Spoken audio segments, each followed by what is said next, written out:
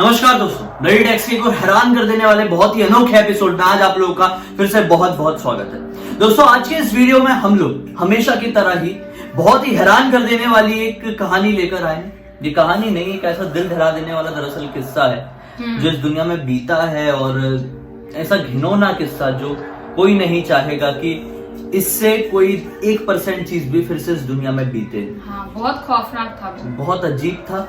और ये आइडिया कैसे आया जिया तुम्हें कि हमें ये चीज के बारे में डिस्कस करना चाहिए? हमें किसी ने ब्लडी टाइप में कमेंट किया था कि आदमखोर के बारे में बताओ। तो बेसिकली आदमखोर क्या होते हैं और जो किस्सा हुआ था वो भी आदमखोर से ही रिलेट करता है, जिसके बारे में आज हम आप लोगों को बताने वाले हैं। हाँ, किसी न किसी ने बोला था कि आदमखोर के बारे में डिस्कस करो। तो आदमखोर मतलब होते हैं ज़ॉम्बीज, जिंदा मुर्दे जो इंसानों को खाते हैं। तो या जो इंसान भी रहा और इंसान को खाना स्टार्ट कर दिया उसने, तो वो आदमखोर ही होता है। हाँ, तो ऐसा ही एक कारनामा हुआ था भाई। बहुत सारे लोगों को इसके बारे में पता होगा, तो बहुत सारे लोगों को नहीं पता होगा। जिनको नहीं पता है वो एंड तक बने रहो।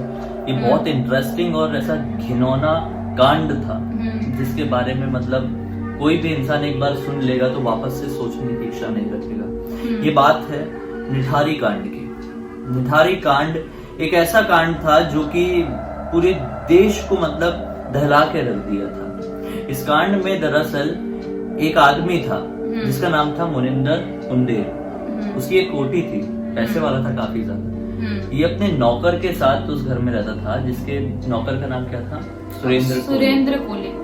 अपने नौकर के साथ अपनी कोठी में रहता था। इसकी जो पूरा परिवार था ये कहीं और दूसरी जगह में रहता था। तो क्या हुआ था कि इसके घर से, इसे घर के बैकयार्ड से 16 खोपड़ियां मिली थी इंसान की, नरकंकाल खोपड़ियां मिली थी। और जिसमें छोटी भी थी, बच्चों की भी खोपड़ियां थी, बड़ों की भी थी। और इसके बाद फिर शुरू हुआ कि आखिर ये चीज क्या है, ये कैसे हुआ था ये सब कुछ, और लेकिन क्या था ये? हाँ, ये मिला कैसे, इस बात की चर्चा शुरू हुई। एक पायल नाम की लड़की थी उससे। पायल नाम की लड़की जो कि किसी कारण से इस कोठी में जाती है, कुंदेर की कोठी में जाती है।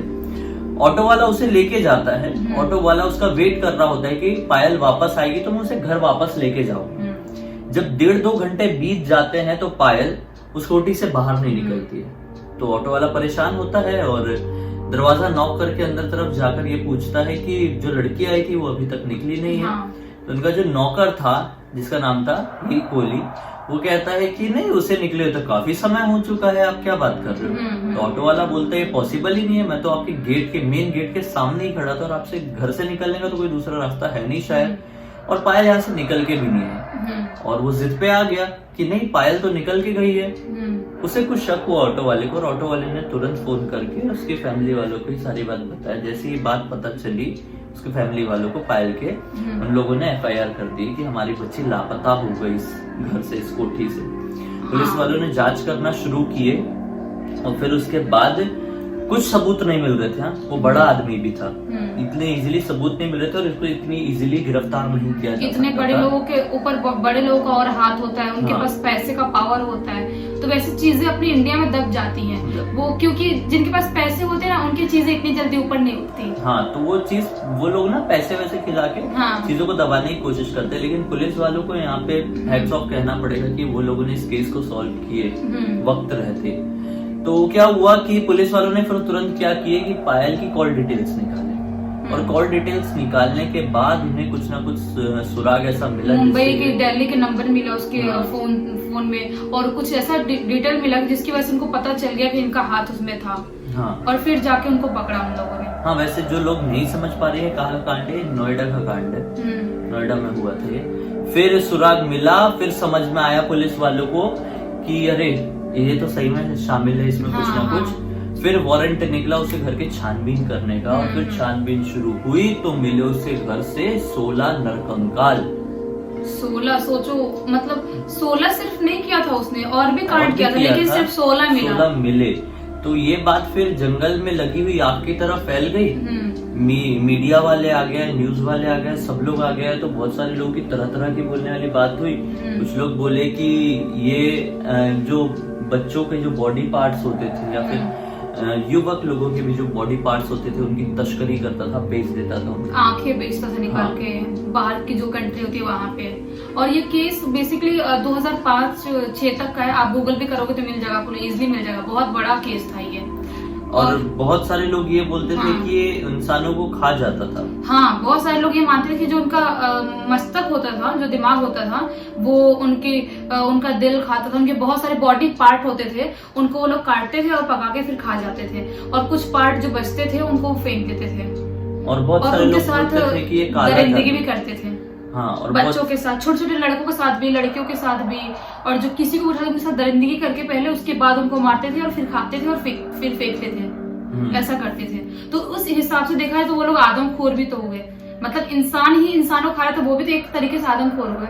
हाँ। और फिर क्या हुआ, बहुत सारे लोग ये भी बोल रहे थे कि काला जादू वगैरह में शामिल है और ये सब करता है। हाँ। वो बलि वगैरह दे रहा है, बलि दे रहा है, वो सब समझ में आया, लेकिन खा क्यों रहा है? कहाँ समझ में आता है बलि देना भी, कहाँ समझ में आता है? लेकिन मतलब कुछ लोग होते हैं जो मतलब ऐसे बहुत सारे कांड बाहर कंट्री में होते हैं जो लोग इंसान की बलि दे रहा है। ऐसे कांड हुए हैं बहुत सारे, लेकिन ये तो मतलब कुछ ज्यादा ही हो गया। तो वो दरिंदगी भी तो करता था बच्चों के साथ, लोग लड़कियों के साथ, लड़कों के साथ, किसी भी नहीं छोड़ता था।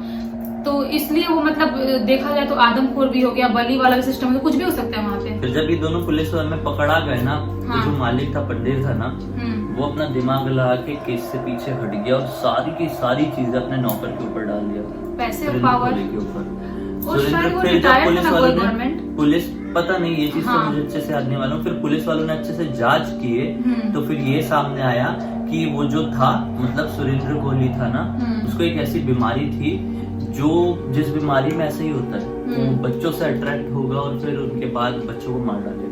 हाँ। वो एक बीमारी होती है, मानसिक स्थिति खराब होने की वजह से ये सारी चीजें होती वो है। वर्ड यूज नहीं करना चाहिए। दरिंदगी करता था उनके साथ, वो रेपिस्ट भी था, वो करने के बाद मारता था बच्चों को। तो सबसे मतलब एक सीख लेने वाली बात ये है कि जो छोटे बच्चे होते हैं उनको मैं बताती हूँ, आप कभी घर से बाहर ऐसे बिना मतलब मत निकलो। और या तो आपके साथ कोई गंदे तरीके से टच, अच्छे से टच करना और गंदे से टच करना आपको पता चल जाता है, लड़का हो या लड़की हो। आप कोई आपको टच करता है, आप सबसे पहले अपने घर पे अपने मॉम डैड से बोलो, क्योंकि ये सब चीजें सिर्फ माँ बाप ही समझ सकते हैं। और उसके लिए मतलब उसके खिलाफ आप खुद खड़े हो और वैसे लोगों से बहुत दूर रहो। अकेले मतलब कोई आपको बुलाता है चॉकलेट देने के लिए, कोई भी चीज के लिए, तो आप ऐसे मत जाओ। इसमें ना जब उनके घर की छानबीन हुई तो खून से सने कपड़े, बच्चों के जूते, बच्चों के चप्पल, पता नहीं क्या क्या ऐसी ऐसी चीज मिली, जिनके मतलब बच्चियां वो हो गई थी, किडनैप हो गई थी या फिर लापता थी। उनके कपड़े मिले तो उनके घर वालों ने कपड़े देखकर पहचाने कि तो नहीं हमारी बच्ची के ही कपड़े हैं या फिर ये हमारी बच्ची की चेन है। हाँ, ऐसे पहचाने थे, ऐसे पहचान में। मतलब कुछ इतनी सी चीज या तो पूरे शरीर को खा गए, बेच दिए, दफना दिए, क्या किए। बहुत सारे लोगों को शरीर भी नहीं मिला, उसका कंकाल भी नहीं मिला था ना। हैरान होने वाली बात यह है कि ये जो 16 नरकंकाल मिलते हैं, 16 केस दर्ज हुए ना, जिसमें से 3 आज भी पेंडिंग है। आज भी एक भी सुराग नहीं मिला कि वो 3 बच्चे कहाँ हैं, उनकी डेड बॉडी का, उनके साथ क्या हुआ, कैसे हुआ, कहाँ चले गए, कुछ नहीं पता। मरे भी हैं, जिंदा है। 3 केसेस आज भी पता नहीं चले। क्या पता अगर वो लोग छूट गए होंगे या तो क्या है, या तो जो छूट गया मालिक उसने अभी तक उनको जिंदा रखा है, क्या पता। बहुत सारे केसेस ऐसे, 5 केसेस ऐसे थे जिसमें सुरेंद्र कोहली को सजाए मौत मिली, फांसी में लटका देने के लिए। और कुछ केसेस अभी तक, जैसे मैंने बोला, 3 केसेस पेंडिंग है। और ये जो था ना, ये जो क्या इसका मालिक पंदेर को भी पहले सजाए मौत मिली थी, लेकिन इलाहाबाद हाई कोर्ट से इसको बरी कर दिया गया। ये तो गलत बात और है ना। पंदेर आज खुला घूम रहा है और कोहली को सजाए मौत मिल चुकी। लेकिन क्या मतलब उसके ऊपर कैसे कोई ट्रस्ट कर सकता है कि अभी वो उसको खुला घूम रहा है, क्राइम नहीं कर सकता वो। आप उनके ऊपर ट्रस्ट नहीं कर सकते। तो इसीलिए वैसे लोग अगर कैसे फंसते हैं तो उनको ऐसे छोड़ो मत, और ऐसा पेंडिंग मत करो कि इनको फांसी देंगे या ये करेंगे वो करेंगे। एनकाउंटर कर दो, वहीं पे मार डालो ना उनको, सीधा कर दो उनको, ठीक कर दो। ये अपने हाथ में थोड़ी, जनरल लोगों के हाथ में नहीं होता, ये गवर्नमेंट के हाथ में होता है, कानून के हाथ में होता है। तो इसमें अपन कुछ नहीं बोल सकते, कुछ नहीं बोल सकते। लेकिन थोड़ा सा सोचने समझने की जरूरत है, थोड़ा चेंज होने की जरूरत है अपने देश को।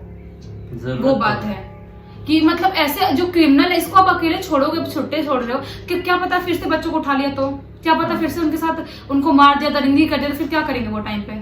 सही बात है। इसीलिए, और देखा है तो आदमखोर रहा अगर वो सच में खाता होगा तो उसको चस्का होगा खाने का इंसानों को। हाँ, पता नहीं क्या होगा, हो सकता क्या है। चीज होती है इन दुनिया में इंसानों के साथ, क्या क्या ये, शायद अगर दिमागी परेशानी है तो किस तरह की परेशानी कभी समझ में नहीं आता है। हाँ, कुछ कुछ ऐसी चीजें होती है ना जो मतलब कभी भी इंसान सुन ले तो वापस से उसको याद करने की कोशिश नहीं करेगा। तो ये केस उन केसेस में से ही एक है। मतलब सबसे खौफनाक ऐसा मतलब केस पहले कभी शायद आया भी नहीं था। सबसे खौफनाक केस था ये।